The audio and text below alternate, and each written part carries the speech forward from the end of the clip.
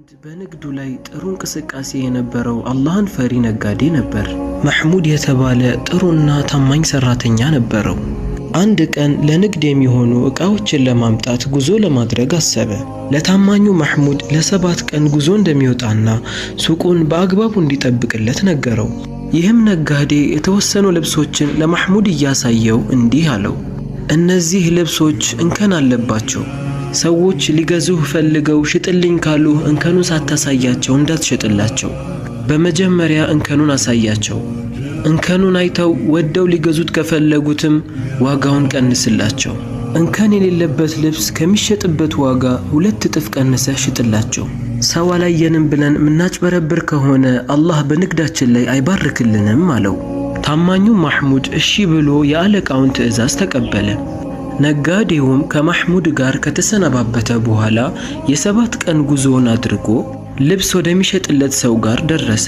ሰላምታ ከተለዋወጡ በኋላ አዳዲስ ልብሶች እንደገቡ ሰምቻለሁ፣ እሱን ልገዛህን የመጣሁት አለው። ልብስ ሻጩም አዎ አዳዲስ ልብሶች ገብተው ነበር፣ ነገር ግን አንተን ለሳምንት ያህል ጠብቄሃለሁ፣ ስትቆይብኝ ትላንትና ለሌላ ነጋዴ ሸጥኩት አለው። ነጋዴውም ለምን አልጠበከኝም አለው። ብር አስፈልጎኝ ስለነበር አንተ ስትቆይ ትላንትና ሸጥኩት አለው።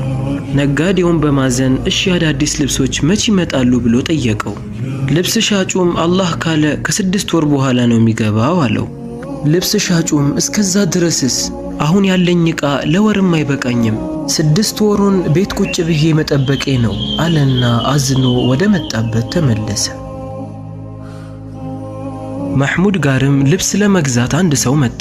እንከን ወዳለበት ልብስ እያሳየው ይሄ ልብስ ስንት ነው የሚሸጠው ብሎ ጠየቀው። መሕሙድም እንከን ያለበት መሆኑን ረስቶት 2000 ነው የሚሸጠው አለው። ገዢውም በጣም ውድ ነው፣ አስተያየት አድርግልኝ፣ በ1000 ብር ልግዛህ አለው። መሕሙድም ልብሱ በጣም ውድ ነው፣ 1000 አያዋጣም አለው። ገዢውም እኔ ለዚህ ሀገር እንግዳ ነኝ፣ እንግዳን ደግሞ ማክበር አለብህ፣ እንደውም አሁን ወደ ሀገሬ የመን ልመለስ ነው